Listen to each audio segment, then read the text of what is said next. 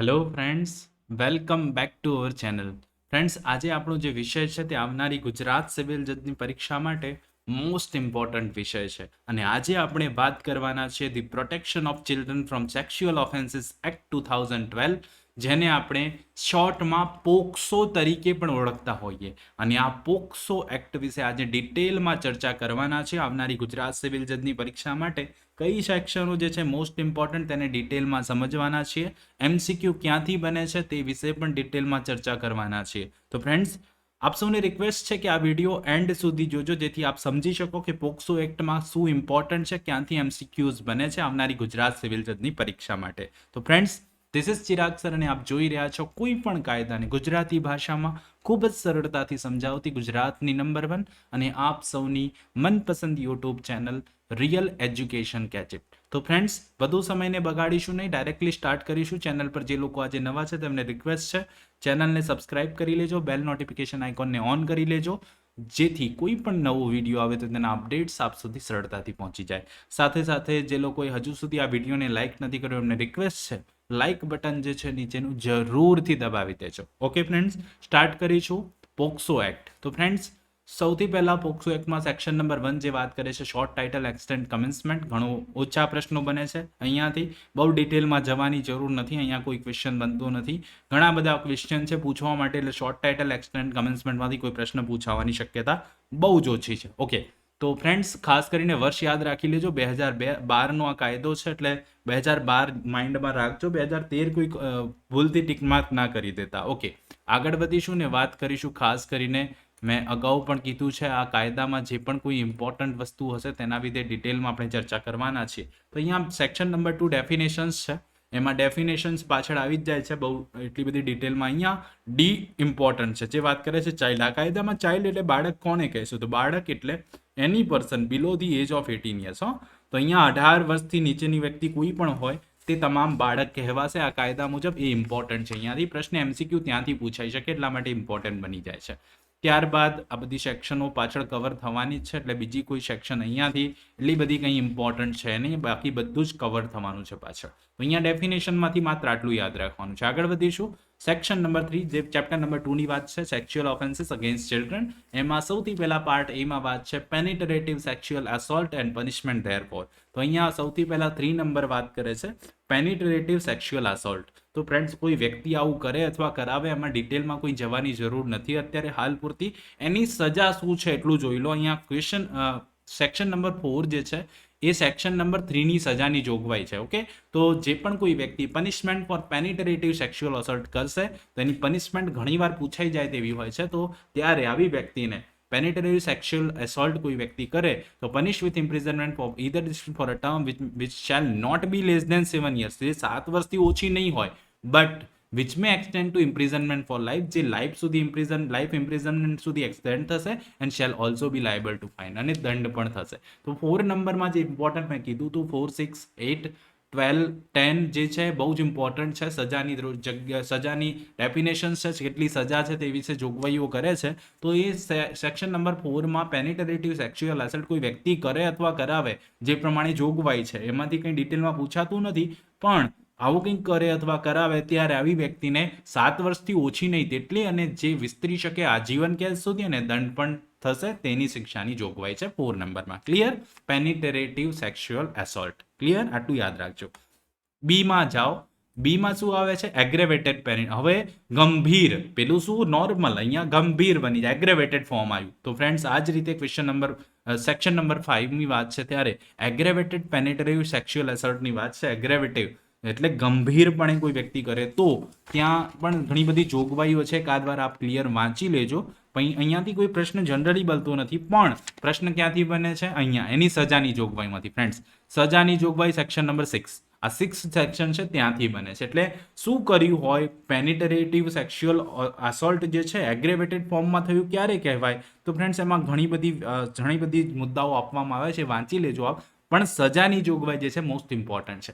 સજા માટે section number 6 છે, અને સેક્શન નંબર 6માં સજાની જોગવાઈ છે ત્યારે અહીંયા એવું કહે છે કે કોઈ પણ વ્યક્તિ commits aggravated penetrative sexual assault shall be punished with rigorous imprisonment for a term which shall not be less than 10 years. 10 વર્ષથી ઓછી નહીં તેટલી સખત કેદની સજા, but which may extend to imprisonment for life, જે આજીવન કેદ સુધી વિસ્તરી શકે, and shall also be liable to fine. તો અહીંયા ખાસ યાદ રાખી લેજો, આ બહુ જ ઇમ્પોર્ટન્ટ છે. અહીંયા જે પણ કોઈ એગ્રેવેટેડ પેનિટરેટિવ સેક્સ્યુઅલ અસોલ્ટ કરે કોઈ વ્યક્તિ, તો આવી વ્યક્તિને સાબિત થયેથી નોટ લેસ દેન 10 years, એટલે 10 વર્ષથી ઓછીની તેવી સખત કેદની સજા જે વિસ્તરી શકે ક્યાં સુધી, ઇમ્પ્રિઝનમેન્ટ ફોર લાઈફ, અને shall also be liable to fine. આ સજાની જોગવાઈ સેક્શન નંબર 6 માં છે, યાદ રાખી લેજો. ઓકે, તો પેનિટરેટિવ અસોલ્ટ, સેક્સ્યુઅલ અસોલ્ટ અને એગ્રેવેટેડ ફોર્મ ઓફ પેનિટરેટિવ સેક્સ્યુઅલ અસોલ્ટ, એ બે વસ્તુ છે 5 અને 6 માં, એ ખાસ યાદ રાખી લેજો.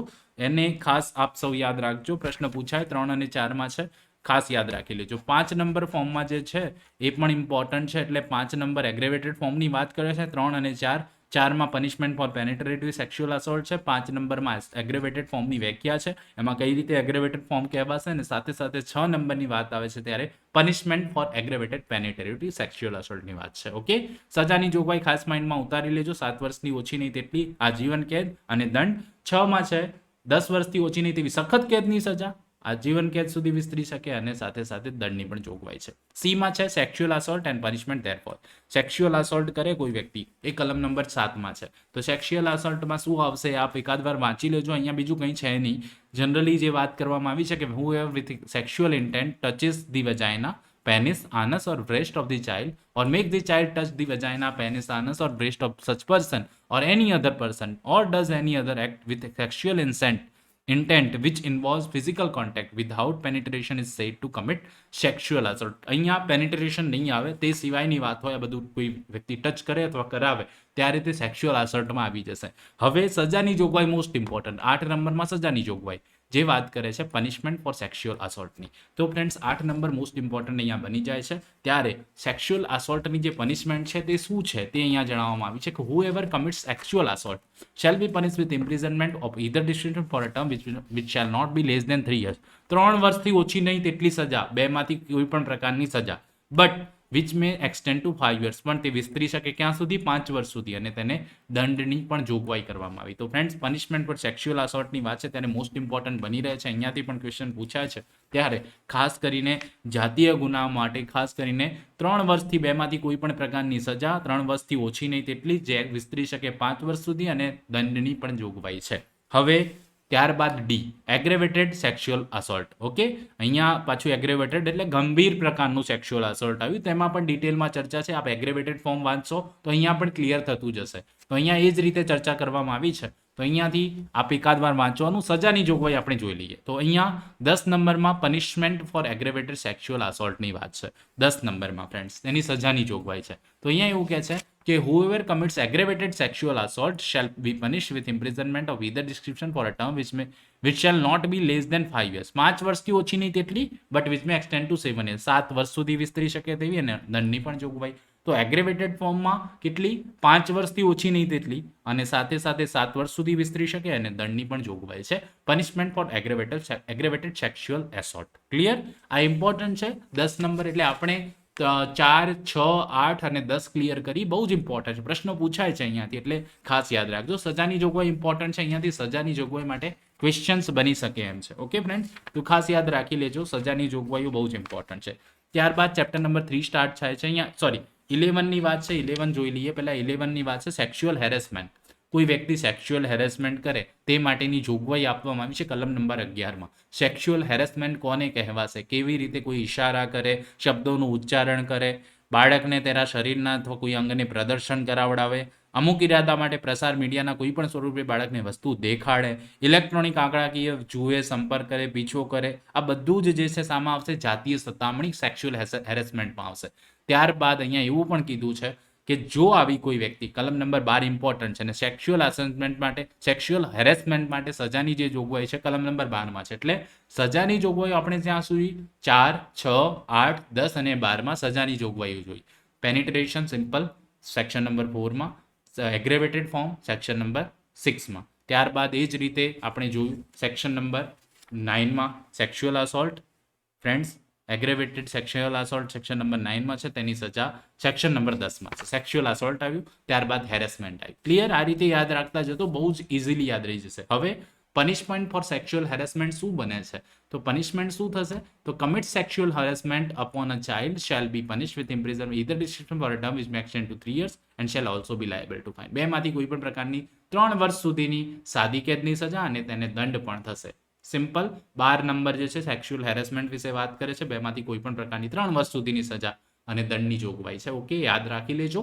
પનિશમેન્ટની વાત અહીંયા પૂરી થાય છે. આ જે કલમો છે મોસ્ટ ઇમ્પોર્ટન્ટ સેક્શનો છે. Okay friends.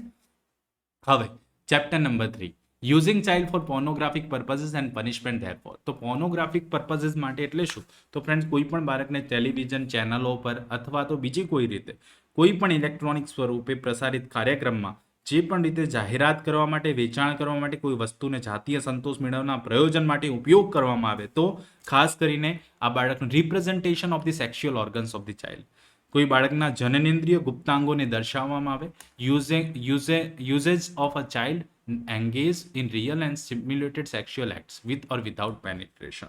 કોઈ બાળકનો વાસ્તવિક અને નકલીય જાતીય કાર્યોમાં પ્રવેશ સાથે કે પ્રવેશ વગર ઉપયોગ કરવો હોય.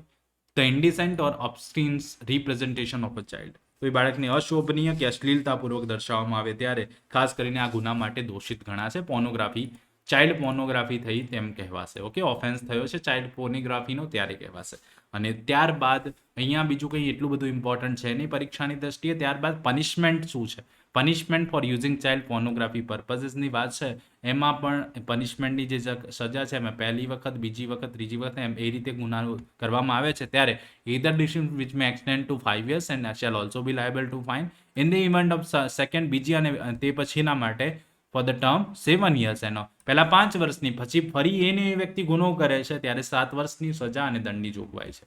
Child pornography commits the offered in subsection 3 by directly participating in pornography act he shall. અહીંયાથી એટલું બધું ડિટેલમાં જવાની જરૂર નથી ફ્રેન્ડ્સ. જે પણ કોઈ સજાના ફોર્મ માટે પ્રશ્નો પૂછાય છે તે આગળથી પૂછાય છે 4, 6, 8, 10, 12માંથી. અહીંયાથી કોઈ એટલું બધું ઇમ્પોર્ટન્ટ છે નહીં. એ ખાસ એકાદ વાર જોઈ લેજો. પ્રશ્ન પૂછાતા નથી ત્યાંથી એકાદ વાર જોઈ લેજો આપ. Okay, punishment for storage of pornographic material involving child. તો અહીંયા બાળક સામેલ હોય તેવી અશ્લીલ વસ્તુનો સંગ્રહ કરવા માટે શિક્ષા. તો any person who stores for commercial purpose. શાના માટે? કોમર્શિયલ પર્પઝ માટે. ઓકે, વેપાર માટે કોમર્શિયલ પર્પઝ માટે any pornographic material any form involving a child shall be punish with imprisonment for either description which may extend to 3 years, 3 વર્ષ સુધીની સજા or with fine or with both. એટલે કે અહીંયા માત્ર દંડ પણ થઈ શકે અથવા બંને થઈ શકે. ક્લિયર? 3 વર્ષ સુધીની સજા અથવા માત્ર દંડ અથવા બંને. ક્લિયર? તો થોડીક સજા હળવી કરી નાખી 15 નંબરમાં. મટીરિયલ ઇન્વોલ્વ કરી કોઈ વ્યક્તિનું રાખેલું હોય તો સજાની જોગવાઈ 15 નંબરમાં છે. ઇમ્પોર્ટન્ટ છે, પ્રશ્ન પૂછાય તો આવડવું જોઈએ. હવે ચેપ્ટર નંબર 4 જે વાત કરે છે abetment of an attempt to commit એનો. અબેટમેન્ટ કરવું, આ ગુના માટે કોઈ વ્યક્તિ અબેટમેન્ટ કરે. અબેટમેન્ટ વિશે આપણે આઈપીસીમાં શીખ્યા છે. એનો મતલબ અહીંયા એ જ રીતે લેવાનો છે. ખાસ કરીને કોઈ કૃત્ય કરવા માટે અબેટ, ઇન્સ્ટિગેટ કોઈ કરે તે 16 નંબરમાં છે. અબેટમેન્ટ ઓફ ઓફેન્સની વાત છે ત્યારે 16 નંબરની વાત છે ત્યારે અહીંયા એકાદ વાર વાંચી લેજો. ક્વેશ્ચન અહીંયાથી બનતા નથી. માત્ર સજાની જોગવાઈ મેં કીધું છે પોક્સોમાંથી ઇમ્પોર્ટન્ટ રહે છે એટલે 17 અને 18 ઇમ્પોર્ટન્ટ બની જાય છે. 17માં વાત છે પનિશમેન્ટ ફોર અબેટમેન્ટ, જે વાત કરે છે કેટલી પનિશમેન્ટ થાય છે તે વિશેની જોગવાઈ છે કે whoever abates any offense under this act, if the act abated, જો અબેટ થાય તો abated act is committed in consequence of the abatementના કારણે કમિટ થાય ત્યારે punishment provided for that offence. તે ઓફેન્સમાં જે પણ કોઈ પનિશમેન્ટ હોય તો એ અબેટમેન્ટ માટે પણ ઓફેન્સ બની જશે. એટલી જ સજા થશે. અને એ જ રીતે attempt to commit an offence, અહીંયા પ્રયત્ન કરવામાં આવે તો સેક્શન નંબર 18માં એની સજાની જોગવાઈ છે shall be punish with imprisonment of any description provided for the offence for the term which may extend to 1/2 of the punishment of life for life or as the case may 1/2 of the longest term of the punishment provided for that offense or with fine or with both. Fine સાથે બંને સજા. તો friends 1/2 યાદ રાખી લેજો. Attempt માટે યાદ એટલું રાખશો તો પણ ક્લેરિટી મળી જશે આપ સૌને, કારણ કે ઓપ્શન્સ આવવાના છે આપની સામે. તો અહીંયા ચેપ્ટર નંબર 4 પણ આપણું ક્લિયર થાય છે. ચેપ્ટર નંબર 5ની વાત કરીએ તો પ્રોસિજર ફોર રિપોર્ટિંગ ઓફ કેસીસની વાત છે. આવો ગુનો બન્યો છે તો પ્રોસિજર કઈ રીતે થવાની છે, કઈ રીતે ગુનો નોંધાય, ક્યાં નોંધાશે, કઈ પ્રોસિજર લાગુ પડશે, સીઆરપીસી તેને આપણે સીઆરપીસી પ્રમાણે અહીંયા આગળ વધવાનું છે તે જોગવાઈઓ કરવામાં આવી છે. ખાસ કરીને પ્રોસિજરની વાત છે ત્યારે એ પણ ઇમ્પોર્ટન્ટ બની રહે છે. ખાસ કરીને આશંકા હોય, આવો ગુનો અનુમાન થયેલું હોય ત્યારે સ્થાનિક પોલીસ સાથે સાથે જુવેનાઇલ પોલીસ યુનિટ, આ બધાની વાત છે. ઘણી જનરલી અહીંયાથી પણ કોઈ ક્વેશ્ચન જનરલી બનતું નથી, એકાદ વાર વાંચવા જેવું છે. વાંચી લેજો.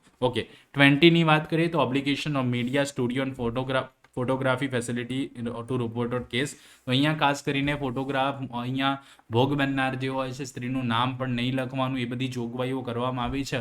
હોસ્પિટલ ફોટોગ્રાફિક ફેસિલિટી જ્યાં પણ હોય એને બોલાવવા પડશે. And persons employed therein shall on coming across any material or object which is sexually exploitative of the child, including pornography, sexual related or making obscene representation of a child or children, though the use of any medium shall provide such information to the special juvenile police unit. તો અહીંયા special juvenile police unitને information આપવી પડશે અથવા તો પોલીસને. સાથે સાથે punishment for failure to report, આવી વ્યક્તિ રિપોર્ટ ના કરે તો પનિશમેન્ટની જોગવાઈ છે.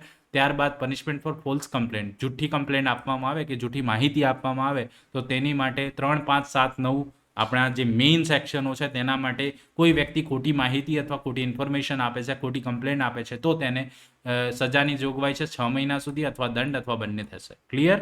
ત્યારબાદ પ્રોસિજર ફોર મીડિયા છે, એટલું બધું ઇમ્પોર્ટન્ટ છે નહીં. ત્યારબાદ આવી જાઓ recording of statement of a child. તો section number 24 title base question પૂછાય છે, ચાઇલ્ડનું સ્ટેટમેન્ટ રેકોર્ડ કરવા વાસ્તે. તો એ વ્યક્તિ જ્યાં રહેતી હોય, એનું ઘર હોય, ત્યાં જઈને એની ઈચ્છા મુજબ તે જ્યાં કે ત્યાં, not below the rank of sub inspector, sub ઇન્સ્પેક્ટરથી નીચલી કક્ષાનો કોઈ પણ વ્યક્તિ નોંધી શકશે નહીં. પોલીસ ઓફિસર જ્યારે સ્ટેટમેન્ટ રેકોર્ડ કરવા જાય ત્યારે યુનિફોર્મમાં જવાનું નથી. Okay, the police officer while recording the statement of the child shall not be in uniform. યુનિફોર્મમાં નહીં જવાનું, બાળક ડરી જાય તેમ છે, એટલા માટે આ સ્પષ્ટ જોગવાઈ છે. The police officer making the investigation shall while examining the child ensure that at no point of the time the child come into the contact in any way with the accused. કોઈ પણ રીતે આરોપી સાથે સંપર્કમાં બાળક ન આવે તેનું ધ્યાન રાખવું પડે police ઓફિસરે. No child shall be detained in the police custody in the night for any reason. કોઈ પણ બાળકને, આવા કોઈ પણ આ કાયદા હેઠળના બાળકને રાત્રે પોલીસ સ્ટેશને ડિટેન કરી શકાશે નહીં. The police officer shall ensure that the identity of the child is protected from the public media. મેં કીધું તે પ્રમાણે એનું નામ, બાળકનું નામ આવશે જ નહીં. Otherwise directed by the special court in the interest of the child. જો સ્પેશિયલ કોર્ટે સત્તા આપી હોય બાળકના હિત માટે તો બરાબર છે, બાકી તે સિવાય પબ્લિક મીડિયામાં આવા બાળકનું નામ જાહેર થશે નહીં. 25માં recording of statement of child by magistrate છે. મેજિસ્ટ્રેટ કઈ રીતે બાળકનું નિવેદન લેશે તે વિશેની જોગવાઈ છે. સેક્શન નંબર 207 રિફર થાય છે. 164ના સબસેક્શન 1માં જે પ્રમાણે લેવામાં આવે છે, એડવોકેટની હાજરીમાં અહીંયા એ પણ એપ્લાય થશે નહીં એવું કહી દીધું છે. Shall not apply. તે ત્યાં આપણે જોયું હતું કે એના એડવોકેટની પ્રેઝન્સમાં લેવામાં આવશે, પરમિટ કરશે અદાલત, પણ અહીંયા એ વસ્તુ નથી. ત્યારબાદ additional provision regarding statement to be recorded, કંઈ એટલું બધું છે નહીં. મેડિકલ એક્ઝામિનેશન કરાવવું પડશે આવી વિક્ટિમનું, ખાસ યાદ રાખજો. વુમન ડોક્ટર દ્વારા સ્પેસિફાય હોય તો મેડિકલ એક્ઝામિનેશન આવી વ્યક્તિનું વુમન ડોક્ટર કરશે, એટલું ખાસ યાદ રાખજો. Special courts, designated special court, POCSO courts આપણે કહેતા હોઈએ છીએ, 28 હેઠળ રચાતી કોર્ટ છે. કોણ કરશે? રાજ્ય સરકાર નક્કી કરશે. અને ખાસ કરીને chief justice of the consultation with the chief justice of the high court જાહેરનામું કરીને કોર્ટ ઓફ સેશનને સ્પેશિયલ પાવર આપશે સ્પેશિયલ કોર્ટ તરીકે. ક્લિયર? ત્યારબાદ પ્રિઝમ્પશન એઝ ટુ સર્ટેન ઓફેન્સીસ 3, 5, 7, 9 માટે ઓફેન્સીસ માટે ત્યારે સ્પેશિયલ કોર્ટ પ્રિઝ્યુમ કરી લેશે such person has committed or abetted or attempted to commit the offence. આવો કોઈ નોંધ થઈ છે, આવો કોઈ ગુનો નોંધાયો છે, અદાલત તો શું કરી દેશે? પ્રિઝ્યુમ કરી જ દેશે કે આ વ્યક્તિએ જ કર્યો છે. હવે એને સાબિત કરવું પડે, અનલેસ ધ કન્ટ્રરી ઇઝ પ્રૂવ. એને સાબિત કરવું પડે કે આવો ગુનો એને કર્યો નથી. ઓકે, પ્રિઝમ્પશન પહેલાથી આપી દીધું સેક્શન નંબર 29માં. જનરલી કેસ સાબિત કરવાનો બોજો કોના પર હોય? તો ફરિયાદ પક્ષ પર હોય. પણ જો 3, 5, 7, 9નો ગુનો બન્યો છે પોક્સો એક્ટ હેઠળ તો અદાલત માની જ લેશે કે આ વ્યક્તિએ જ કર્યો છે. હવે એને સાબિત કરવું પડે કે મેં ગુનો કર્યો નથી. ક્લિયર? તો અહીંયા 29 આ પણ બતાવે છે. ત્યારબાદ 30 પ્રિઝમ્પશન ઓફ કલ્પેબલ મેન્ટલ સ્ટેટ, એટલું બધું ઇમ્પોર્ટન્ટ નથી. ત્યારબાદ આવી જાઓ 31, એકાદ વાર વાંચી લેજો. સ્પેશિયલ પબ્લિક પ્રોસિક્યુટર, એ પણ ઇમ્પોર્ટન્ટ છે, એકાદ વાર વાંચી લેજો, પ્રશ્ન પૂછાય તો આવડવું જોઈએ. ત્યારબાદ 33 procedure and powers of special court. અહીંયાથી ક્વેશ્ચન બનશે નહીં. શું પ્રોસિજર છે, કઈ રીતે કોગ્નિઝન્સ કોણ લેશે, રી એક્ઝામિનેશન, ક્રોસ એક્ઝામિનેશન, ચીફ એક્ઝામિનેશનની વાતો છે, એકાદ વાર વાંચશો, ક્લેરિટી મળી જશે. ઓકે, ત્યારબાદ procedure case of commission of determination by special court important નથી. Period of recording evidence of child and dispose of the case, આ ઇમ્પોર્ટન્ટ છે. Section number 35 the evidence of the child shall be recorded within a period of 30 days. IMP, હા, MCQ બને છે. 30 દિવસમાં બાળકનું નિવેદન લઈ લેવાનું છે. Cognizance of the offence, reason for delay if any shall be recorded by the special court. પણ ડિલે થાય છે તો સ્પેશિયલ કોર્ટે રીઝન રેકોર્ડ કરવા પડે. The special court shall complete the trial as far as possible within a period of 1 year from the date of taking cognizance of the. જ્યારથી cognizance લીધું ત્યાં 1 વર્ષમાં આ જે ટ્રાયલ છે પૂરી કરવી પડે પોક્સો કોર્ટે. ક્લિયર? તો 1 અને 2 ઇમ્પોર્ટન્ટ. 30 દિવસનો સમયગાળો ને ત્યારબાદ જે વાત છે 2 નંબરમાં 1 વર્ષમાં કેસ પૂરો કરવાની વાત છે. 36 child not to see accused at the time of testifying. જ્યારે પણ બાળક આવે છે ને જુબાની આપવા કાયદા હેઠળ તો આરોપીને ન જુએ તે માટે ખાસ જોગવાઈ કરવામાં આવી છે. એટલા માટે સ્પેશિયલ વિડીયો કોન્ફરન્સિંગ અથવા બીજી કોઈ સુટેબલ રીત હોય છે જે બોક્સ બનાવવામાં આવે છે ત્યાંની કોર્ટોમાં બોક્સીસ હોય છે કે જેમાં આરોપી અંદરથી બહાર તો જોઈ શકે પણ બહારની વ્યક્તિ અહીંયાથી આરોપીને જોઈ શકે નહીં. તો ફ્રેન્ડ્સ એ 36 મુજબ જોગવાઈ કરવામાં આવી છે કે અક્યુઝ જે છે એને આવા બાળક જોઈ શકશે. ખાસ કરીને બાળક આવા એક્યુઝ પર્સનને જોઈ ન શકે તે માટે ખાસ ધ્યાન રાખવાનું છે. 37 ટ્રાયલ્સ ટુ બી કનેક્ટેડ કેમેરા ટ્રાયલ ચાલશે and provided parents of the child or any other person whom the child trust or confidence એની સાથે રહેશે ને ટ્રાયલ જે છે કેમેરા કોર્ટમાં ચાલશે. ઓકે ફ્રેન્ડ્સ, યાદ રાખજો 37માં જોગવાઈ છે. ત્યારબાદ assistance of an interpreter expert while recording evidence of child. તો જરૂર હોય તો આવા વ્યક્તિને બોલાવી શકાય. પરચુરણ જોગવાઈમાંથી અહીંયા કંઈ બીજું એટલું બધું કંઈ જ ઇમ્પોર્ટન્ટ છે નહીં. તો ફ્રેન્ડ્સ આઈ હોપ સો આપ સૌને ક્લિયર થઈ ગયું છે પોક્સો એક્ટ ને આપ સૌ સમજી પણ ચૂક્યા છો કે પોક્સો એક્ટમાં શું ઇમ્પોર્ટન્ટ છે, શું યાદ રાખવાનું છે, ક્યાંથી ક્વેશ્ચન્સ બને છે અને શું ઇમ્પોર્ટન્ટલી પૂછાય છે દર વખતે. તો ફ્રેન્ડ્સ આઈ હોપ સો આપ સૌને ક્લેરિટી જરૂરથી મળી ગઈ છે. જો ક્લેરિટી મળી ગઈ હોય તો નીચે જે લાઇકનું બટન છે પહેલાં જરૂરથી દબાવી દેજો ફ્રેન્ડ્સ મારી મહેનતને સરાવવા માટે. ચેનલ પર જે લોકો આજે નવા છે સબસ્ક્રાઇબ જરૂરથી કરી દો. બેલ નોટિફિકેશન આઇકોનને જરૂરથી ઓન કરી દેજો જેથી આવા નવા વિડીયો આવે તો તેના અપડેટ્સ આપ સુધી સરળતાથી પહોંચી જાય. તો ફ્રેન્ડ્સ જરૂરથી લાઇક કરી દેજો, શેર કરજો, ચેનલને લાઇક કરજો, સબસ્ક્રાઇબ જરૂરથી કરી લેજો. તો ફ્રેન્ડ્સ આવા જ નવા વિડીયો સાથે ફરીથી બહુ જ જલ્દી મળીશું. ત્યાં સુધી જોતા રહો મારી ચેનલ રિયલ એજ્યુકેશન ગેજેટ. ખૂબ ખૂબ ધન્યવાદ, ખૂબ ખૂબ આભાર.